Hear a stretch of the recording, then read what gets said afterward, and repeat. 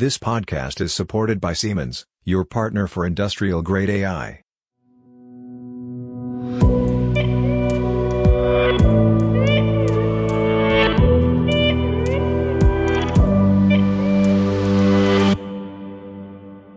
Hello, everybody, and welcome to a new episode of our Industrial AI podcast. My name is Hurd Weber, and today we are talking about the State of AI Talent 2024 report. And my guest is Thomas Hurd, the CEO and founder of Zeki. Is it right pronounced, Thomas?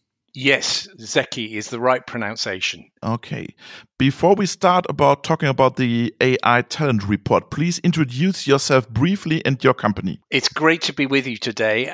My name is Tom Hurd, and I'm the co-founder of Zeki. And Zeki enables organizations to gain competitive advantage by finding for them the very best scientists and engineers in deep tech and, of course, in AI.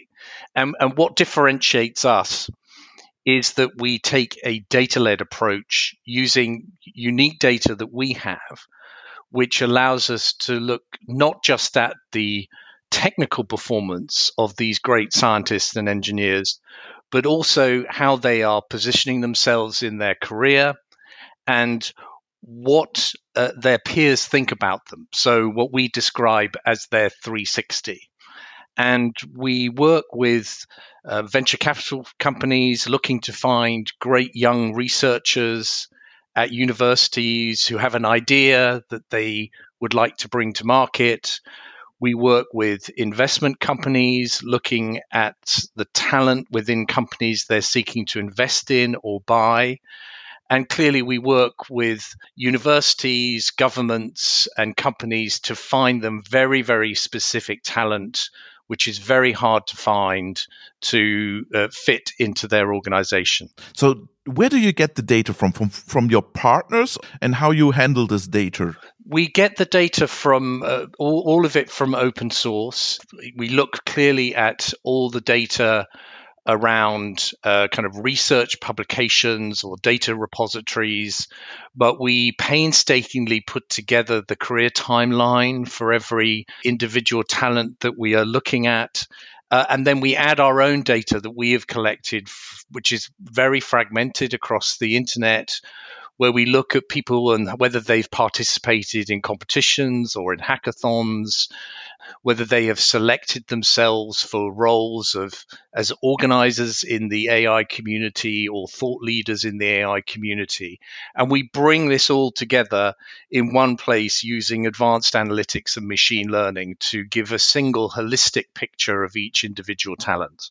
So are you recruiters at the end? We illuminate talent. We would describe us as an intelligence agency. We will provide you with intelligence about where the best talent is, what motivates it, and how you can position yourself to attract it. So let's talk about your report. Can you tell us something about the databases and how you proceeded? We collected data on 140,000 of the top AI scientists and engineers globally. Except China, right? Except for China. Why is it so difficult with China? It's not that it's too difficult. It's more that from a business perspective, we are focused on the AI ecosystem outside of China.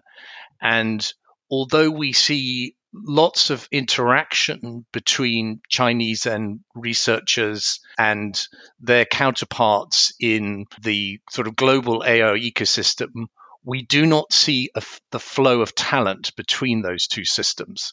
So that's why we don't look at China. We focus very much on the broader AI ecosystem outside of China. I thought that many Chinese employees are returning to China in this moment from the USA or from Europe, or am I wrong? We see Chinese nationals still clearly coming to the United States and the UK to receive their training at a PhD level. And yes, you're right. They then tend to return to those countries to then build their careers, back in China. What we don't see is them moving out of China again. Yes, exactly. So let's come back to your report. What were your key findings in general? We had three key findings. One is that this very top AI talent is highly mobile. We found that 51% of the people in our data set are now working in a different country to where they were trained and educated. How big is your data set? 140,000 Wow. top scientists and engineers. We also saw that they have an increasing choice about where they work as the AI ecosystem globally deepens and diversifies. And they're taking that opportunity. Salary is clearly an element, but we think it's overemphasized. And what really attracts this talent is the ability to work on sort of complex, challenging problems which can have high impact in the market or for society. And the last key point for us was that the US has dominated the ability to attract and retain this top AI talent for the last 10 years. But we think that is now starting to change, looking at our data. Why? We see the emergence in Europe in particular of national champions that are starting to attract and retain this talent in a way that they weren't doing 5-6 years ago. And so the talent that used to default to going to America to work in a US big tech company now has choices closer to home to do challenging and innovative work, and they're taking that opportunity. But the US still dominates, right? It still dominates, and in particular, the big 5 US tech companies. But even that needs to be put in context that they only make up just over 11% of the total market for this top global AI talent. They get a lot of attention, but they are a minority stakeholder in the community. And there is an enormous amount of brilliant talent, working in many other sectors of the global economy and not just in sort of US big tech. And let's talk a little bit about Europe. Where's something happening in Europe? In which countries do you recognize some activities? I would highlight first Germany. Okay. Where we've seen in the last couple of years a sharp positive turnaround. Are you serious with that? Yes, a sharp positive turnaround in the ability to attract and retain this top AI global talent. And we put it down to three things. One is that this next wave of AI is B2B. It's not B2C. And this plays to the strengths of the German economy. And secondly, we see Germany's national champions, national industrial champions, right at the forefront of that. So we see, Siemens Healthineers, Bosch, Bayer. Oh, we will talk about them later. Yeah, right. Yeah, and BMW. But we see them at the forefront of being able to attract this very high-end talent. But the German AI ecosystem is also very diverse and broad, and we identified 500 companies in our data set in Germany that were also attracting this top AI talent. And that's very high by European averages. And finally, Germany has great universities, technical universities, but critically, they're not the focus of attention for recruitment of US big tech in a way that UK universities, US universities are. And so we see, therefore, not that same sort of draw of top German AI scientists and engineers to America in a way that we see for English-speaking countries.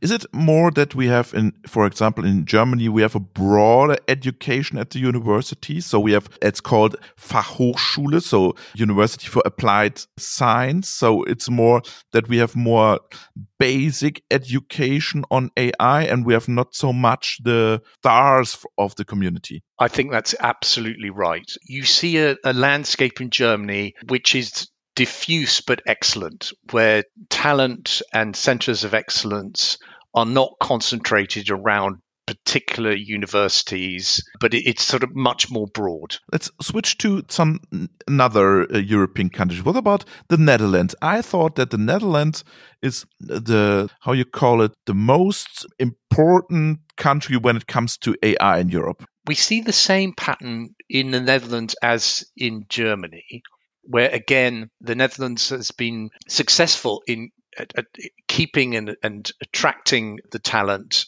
the top AI talent. Again, it's very much around the sort of national champions within the tech economy in the Netherlands, Philips, ASML, Elsevier. So very much sort of in the sort of health and semiconductor space. But Booking.com, also based in the Netherlands, attracts top AI talent as well. Like Germany, the Netherlands has great universities and centers of excellence training the next generation of top AI talent. But they, again, are not the focus of attention of the US big tech companies, and therefore are able to kind of hold on to their talent. And then finally, also for the Netherlands, again, it's smaller but still very diffuse AI ecosystem where there are a large number of sort of small AI companies that are also attracting top talent. And can Germany and the Netherlands attract more than emigrate? It will take time to break the hold of US companies on this talent. We identified 52 AI university labs globally where the default is to go to Google, but they are not in sort of Germany and the Netherlands. They tend to be in English speaking companies. I think what we'll see is greater interchange of talent between the Netherlands and Germany. And of course, the Nordic countries as well. The Nordic countries are increasingly attracting and retaining top AI scientists and engineers. It's Finland and Norway, Sweden, or what do you see? It's across the board. But, you've got big companies, for instance, like Nokia and Ericsson that are attracting talent. But again, also small companies like Silo AI Yeah. and others. What about your home country, the UK? The UK has a very deep AI ecosystem. It has twice the average number of small AI companies than any other. It has twice the European average of small AI companies. And that gives it a great strength that top AI talent wants to work in those companies. It is a place where the big US tech companies see great value in the talent, and they are building teams, research labs in the UK to benefit from that. And Google DeepMind is clearly the biggest example of that and attracts an enormous amount of UK talent. The issue for the UK is that, unlike Germany, it is not benefiting from creating sovereign IP from the talent that it trains, because that talent is tending to work for big international companies who will own that intellectual property that is created, rather than a national champion who is creating this IP and putting it back into the local economy. But what is big tech now doing? Because they recognize that. Big tech have a high churn, high volume talent acquisition approach. Most people who start at Google will spend less than a year to 18 months in the company, and then they'll move. Is this their finding, one of your findings? Yes. Okay. So very high churn, very high volume. For instance, OpenAI has recruited just over 100 top AI scientists and engineers in the last 5 years, but they have lost already 45 of them. So there's a lot of churn and high volume. And we think that will be less sustainable in the future for two reasons. One is that other players in the market are looking to attract this talent and are positioning themselves to do that, particularly in the health sector, semiconductors, telecom sectors. So there'll be more competition for this talent. And for us, the second reason is that there will be pressure on the big five to spend more money on compute and consolidating their ability to retain the top talent that they have. And you're already seeing Microsoft acquiring talent through its partnerships with Mistral and various acquisitions that it's making. And I think that's part of them kind of spreading their bets, but also looking to kind of consolidate the highest end talent that they need to make their AI more intelligent. And that will take time and money, which means that I think it will be difficult for them to continue to hire people in great volumes, because that comes with a great cost in terms of time and resource. Let's talk a little bit about our industrial AI topics and how do the industrial companies perform? Which industries are the benchmark? The main industry in Europe. Let's talk about Europe first. In Europe, yep. The health sector is where there's an explosion happening. The health sector, okay. The health sector. We see a 20-fold increase in the health sector's attraction of top AI scientists and engineers over the last 10 years. And companies like Bayer and Siemens Healthineers are right at the front of that explosion of flow of talent into that sector. We also see talent in large numbers going into the telecom sector in Europe in particular. That is not something that is as visible as other flows of talent that people talk about, but it's very significant, and I think it plays to the opportunity that 6G technology will deliver into the market. But this is very complex technology, and it needs very high-end talent to master it. But again, we see large European companies in the telecom sector attracting and hiring this very high-end talent. And we then see great industrial companies also starting to hire this talent, because it has the ability to revolutionize their productivity, the efficiency of their processes, the safety of their machinery. So you mentioned Bosch is on the report. So Siemens is in the top 10 or something, or top 5. Yes. And so Bosch have created an AI lab, and the role of that AI lab is to leverage big data from across 230 Bosch plants worldwide to find new ways and safer ways of industrial production. And so I think part of the story around AI is that it's not just about frontier AI models. The benefits to economies and to companies is as much also around how it can help them with their internal processes and in improving those, as well as producing kind of new products and new technologies. And I think that you can see industrial companies, particularly in Europe, making that investment. Siemens, of course, is very high on that list, both in terms of the quantity and quality of talent that it's able to attract, but you can also see it forming partnerships with the likes of Microsoft and NVIDIA, again, to find new ways of making more efficient its industrial processes. But what about all our mid-sized companies in Germany? You mentioned, it's the next AI, it's for B2B. We have all these companies, Trumpf, Arburg, Harve, Lenze, Festo, Beckhoff, all these mid-sized companies in Germany, how they are doing. We see lots of German companies being able to hire this top AI talent. What we do see more globally is that there's not much room in the middle. We see particularly companies that are truly AI first when they start up. They either get big very quickly or they get bought. There's not a lot sort of in the middle, but I think Germany is the exception to that because, again, the main companies are in the Mittelstand are around using AI to improve their processes, and they are attracting talent to do that. But there are others, interesting AI first companies coming through. Deep Spin is one that we identified as a top recruiter of AI talent globally, even though it's a small company based in Germany.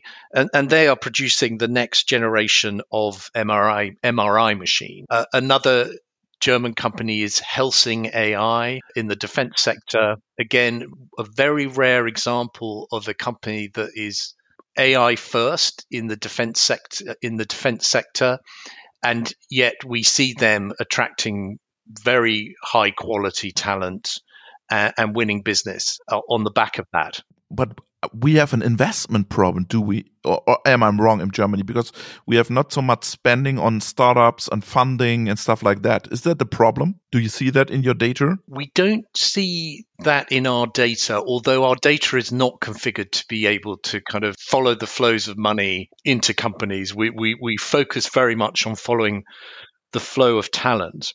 The career, yeah. Okay. The career. But we don't see a problem in terms of the German AI ecosystem being able to attract and retain talent. I'm sure over time the system will need to diversify where and how it gets talent as it becomes more globally competitive. I think the point you're making is the same one that I mentioned before, which is there doesn't seem to be much middle ground, and maybe that is a sign that then the capital flows aren't efficient enough, and small companies find themselves being bought rather than being able to scale. But where are the Europe's competitors? Is it the Middle East? It is India, USA? Where do you see the competitors? Within Europe, there's a very sharp divide already where we see the Netherlands, Germany, and the UK attracting and retaining talent. Italy is very much the opposite, where the Italian universities, the Italian AI ecosystem produces extremely good talent, but there is a sustained outflow of that talent to, in particular, America. So there's very much already a kind of two-tier system in Europe about who's winning in the talent race and who's not. The Nordic countries are increasingly attracting talent. The Gulf states are now starting to attract talent. So we see significant numbers of top AI scientists and engineers moving to Saudi Arabia and the UAE. We see Germany attracting talent from India, but not the other way. I think, again, the Indian AI ecosystem is one in which the majority of talent leaves India after it's been trained in India, in particular to go to the USA. So I think the competitors will be, the Nordic countries and the Gulf states. I think we see them as sort of growing their talent pool, but still from a small base. At the end, what surprised you most, Thomas?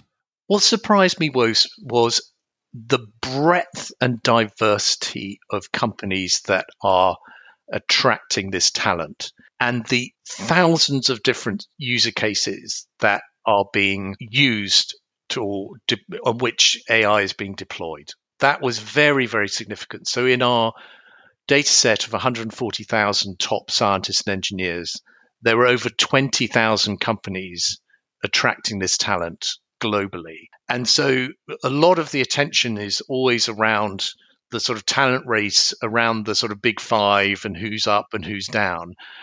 But the more important story around AI is the breadth and diversity of user cases that are being experimented with and used globally. We will put the link to the report in our show notes. And Thomas, when will the next report be published? We are doing a further report on companies and AI, which will come out in June. Oh, interesting. We have to record again this year. We would love to do that. This will take our analysis to a new level because we will start to be able to describe the direction of travel that a company is taking on its innovation by the type of talent that it is seeking to recruit. We will be able to kind of look across sectors and compare who in a particular sector is attracting the top talent relative to others, and also describe the sectors where we're not seeing a lot of top AI talent going. The banking sector is one, the energy sector is another. But I think we believe very strongly that talent is the most invisible ingredient around innovation, and we want to change that. Thomas, we are looking forward to hear more about your new report in June. We have to record then again. It's very, very interesting to talk to you. Thank you very much and greetings to the UK. It's a great pleasure. Thank you.